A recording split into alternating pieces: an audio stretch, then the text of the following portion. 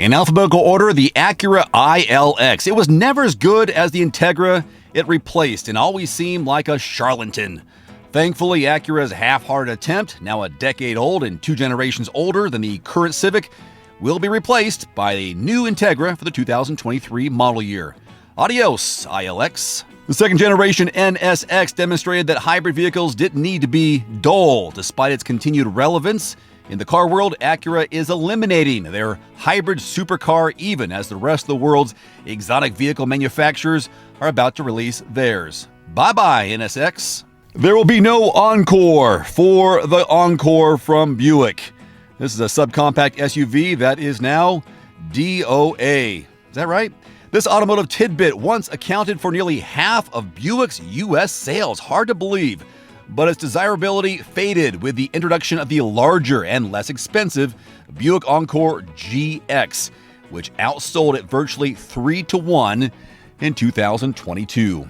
A respectable small car, the Chevrolet Spark was never as popular as it should be due to America's love of big vehicles. Small in size, modest in cost, and big of heart, it was the least expensive car sold in America. It wasn't fast, but it was frugal, and it didn't cost a lot, and we could use that right now. Too bad it's going away. Like its identical cousin, the Buick Encore, the tall, narrow Chevrolet Trax, TRAX, has been axed. No longer available, you won't see it in 2023. But it's merely a respite before the arrival of the new model for 2024. That's 11 inches longer, 1.8 inches wider, but with a smaller, less powerful engine. So it's not dying as much as it's just taking a very long nap, a long dirt nap. Who couldn't help but love Ford's tribute to his Le Mans winning race cars of the 1960s? But who loved its $500,000 price tag? Not enough people, that's why the Ford GT is gone.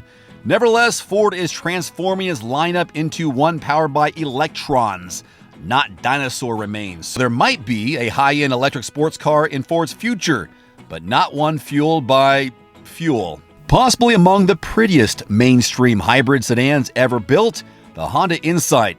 It lost its justification for existing when Honda launched its latest Civic Hybrid. Probably a good idea. This rendered the Insight redundant, even though it's a better-looking car than the Civic. Its eloquent aesthetics will be missed. The Hyundai Accent was never as popular as the larger Elantra sedan. Its spot at the bottom of the Hyundai product ladder will now be assumed by the Venue SUV, which costs some $2,300 more, enough to render the model unaffordable to buyers who might have bought the Accent and must instead settle for a used car. Good luck with that.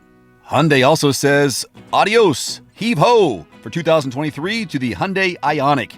As with Honda, Hyundai is offering hybrid trims on its various models, so a distinct hybrid line is no longer needed. But the Ioniq moniker will survive as Hyundai's all-electric sub-brand, starting with the Ioniq 5. The Hyundai Veloster, this odd little sports coupe, was a final vestige of an Asian automotive archetype that finally disappeared with the Veloster. You can blame the debut of the Elantra N and Kona N. Since then, the Veloster sales have nosedived in the past 2 years, from almost 13,000 in 2019 to just over 2,000 in 2021. If you had to choose an archetypal Infiniti, which model would it be? Nothing immediately springs to mind, does it?